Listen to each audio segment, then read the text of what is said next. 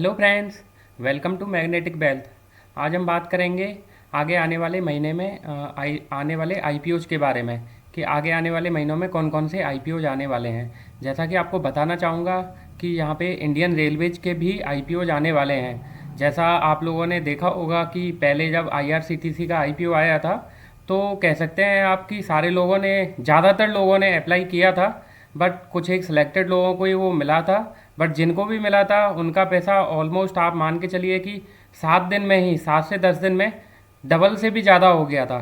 तो चलिए आज हम उन्हीं ऐसे ही आईपीओज के बारे में बात करते हैं जिनमें उम्मीद है कि आपका पैसा ज़्यादा नहीं तो कम से कम डबल हो सकता है।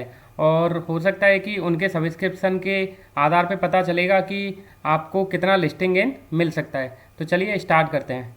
सबसे पहला जो आईपीओ है वो है बर्गर किंग का। जैसा आपको पता है कि बर्गर किंग इंडिया में काफ़ी अच्छे से काम कर रहा है और यहाँ पे इन्होंने लगभग, ये लोग मान के चलिए, लगभग 542 करोड़ रुपए का आईपीओ लेके आने वाले हैं।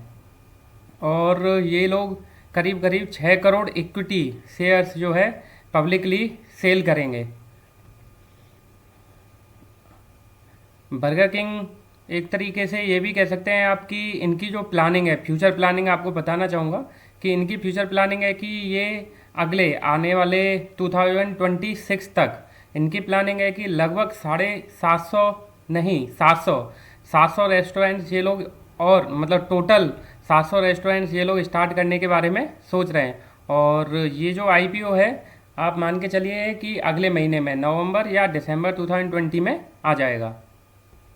नेक्स्ट जो आईपीओ है, जैसा मैंने आपको बताया था इंडियन रेलवे का, ये रेलटेल कॉरपोरेशन ऑफ इंडिया का जो आईपीओ है, इसके बारे में आपको एक चीज़ बताना चाहूँगा। जैसा आपने देखा होगा कि ज़्यादातर जो रेलवे स्टेशंस हैं, अगर हम वहाँ जाते हैं तो फ्री वाईफाई हमें मिल जाता है। बस अपना यूज़र आईडी पासवर्ड वहाँ क्रिएट करना होता है और हमारे मोबाइल पे फ्री वाईफाई स्टार्ट हो जाता है। तो फ्री वाईफाई प्रोवाइड करवाने के लिए आपने देखा होगा मोबाइल पे जो वाईफाई प्रोवाइडर है वो रेलटेल होता है। तो ये रेलटेल का भी आईपीओ आने वाला है। यहाँ इनकी भी प्लानिंग लगभग यही है कि ये लोग भी करीब करीब 700 करोड़, 700 करोड़ मार्केट से उठाने वाले हैं। यहाँ पे एक चीज़ ये भी है कि ये गवर्नमेंट ऑफ इंडिया, मतलब भारत सरकार की खुद की कंपनी है और ये भारत सरकार के थ्रू ही ये आईपीओ आने वाला है। इस आईपीओ का मेन मकसद ये है कि इंडियन गवर्नमेंट जो है वो अपना कुछ स्टेक सेल करना चाहती है, क्योंकि इंडियन रेलवेज के पास ही, इंडियन गवर्नमेंट के पास ही पूरा स्टेक है और वो अपना कुछ स्टेक यहाँ सेल करना चाहते हैं। तो लगभग ये मान के चलिए कि फ़िलहाल आज के टाइम पे अगर देखा जाए तो एज ऑन जून 30 इनकी जो ऑप्टिक फाइबर केबल्स जो इन्होंने बिछा रखी हैं लगभग 55,000 किलोमीटर में, और इंडिया के लगभग कह सकते हैं आपकी 5,677 रेलवे स्टेशन जो है इन्होंने कवर किए हुए हैं। ये आईपीओ भी नवंबर या दिसंबर में आएगा। बट आप एक चीज़ विशेष तौर पे ध्यान रखिए कि जो भी आईपीओ के बारे में मैं बता रहा हूँ, इनकी डिटेल्ड इन्फॉर्मेशन जैसे ही ये आईपीओ जाएंगे मैं नेक्स्ट वीडियो अपलोड करूँगा, तब बताऊँगा कि इन आईपीओ में आपको अप्लाई करना चाहिए या नहीं करना चाहिए।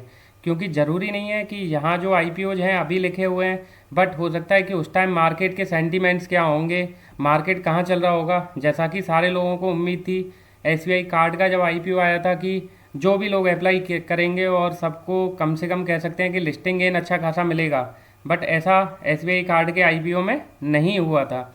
तो यहाँ भी सेम वही चीज़ आपको फॉलो करनी होगी कि ये आईपीओ की अभी आने की डेट जो है वो अभी फाइनल नहीं हुई है। जैसे ही डेट आगे आने की फाइनल होगी मैं आप लोगों के साथ हर कंपनी का अलग अलग वीडियो बना के शेयर करूँगा। देन हम लोग अच्छे से डिस्कस करेंगे कि इन कंपनीज में अप्लाई करना चाहिए या नहीं करना चाहिए। तीसरी जो कंपनी है वो भी same Indian railway finance corporation, इन्होंने भी सेबी के साथ पेपर फिल कर दिए हैं और ये लगभग 178 करोड़ शेयर्स पब्लिकली सेल करने वाले हैं। और यहाँ पे ये भी एक तरीके से इंडियन गवर्नमेंट की ही कंपनी है और इंडियन गवर्नमेंट यहाँ लगभग 59.4 crore equity shares publicly sell करना चाहते हैं। यहाँ पे जो इनके जो मेन एक तरीके से कैपिटल मार्केट के जो एडवाइज़र हैं वो आईडीएफसी सिक्योरिटीज़ है, एचएसबीसी सिक्योरिटीज़ और आईसीआईसीआई सिक्योरिटीज़ और एसबीआई कैपिटल मार्केट जो है ये इस ऑफ़र को मैनेज कर रहे होंगे। ये आईपीओ भी नवंबर या दिसंबर 2020 में आएगा। तो ये दोनों जो इंडियन रेलवेज के आईपीओ हैं, जहाँ तक मैंने नोटिस किया है कि आईआरसीटीसी एक ऐसा आईपीओ था जिसमें अच्छा खासा मुनाफा लोगों को मिला था।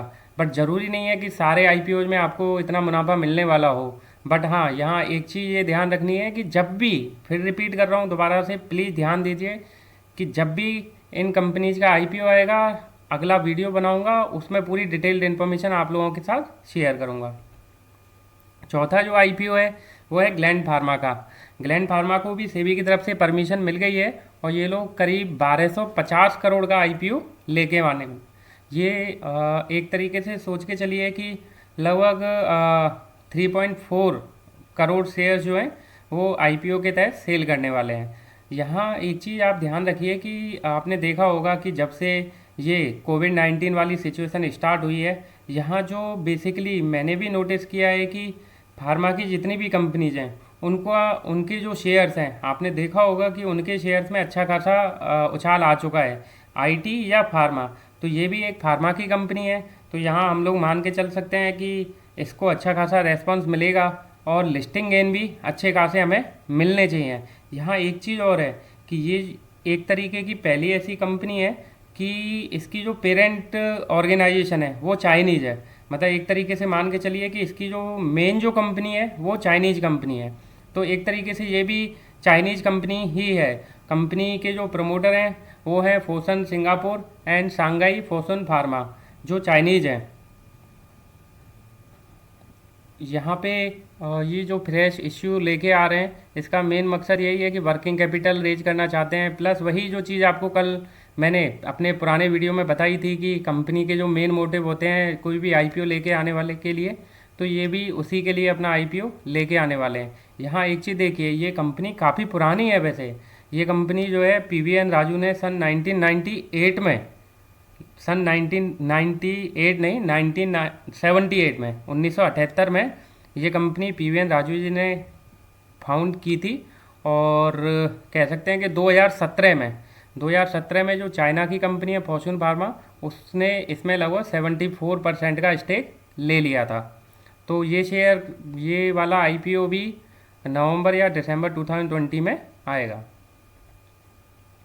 इसके बाद है हमारा बारविक नेशन। बारविक नेशन के बारे में आप सभी जानते हैं कि बारविक नेशन एक ऐसी कंपनी है जहां हम जब भी जाते हैं तो भले ही कुछ भी भूख हो या ना हो, बट कुछ ना कुछ ज़रूर खा के आ जाते हैं।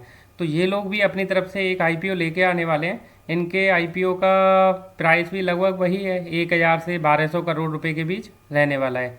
और ये कंपनी लगभग 275 करोड़, समझ रहे हैं आप, 275 करोड़ शेयर्स ये लोग जो है पब्लिकली सेल करने वाले हैं।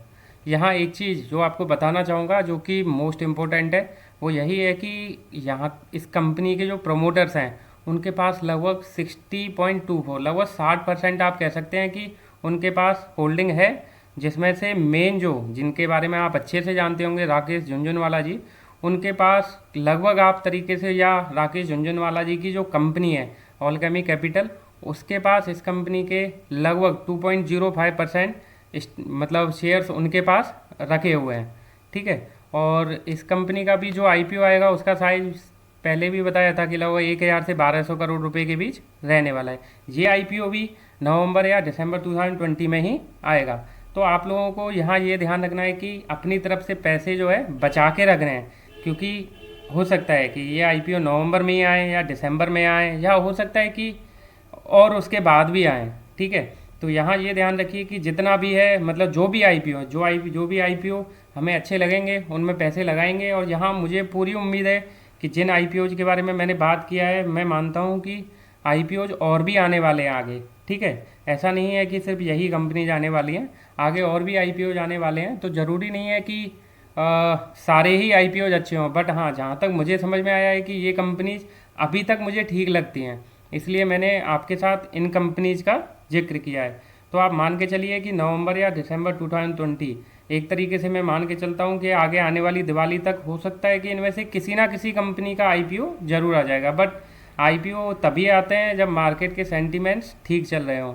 आज तारीख है 28 अक्टूबर। आज आपने देखा होगा कि मार्केट अच्छे खासे ढंग से गिर गया है। बट अगर मार्केट के सेंटीमेंट ठीक नहीं होते हैं तो कोई भी कंपनी अपने आईपीओ उस दौरान नहीं लाना चाहती है। चलिए अपनी बात को यहीं समाप्त करता हूँ। आगे आने वाले वीडियोज के लिए आप हमारे चैनल को सब्सक्राइब और वीडियो को लाइक और शेयर ज़रूर कीजिएगा। Thank you.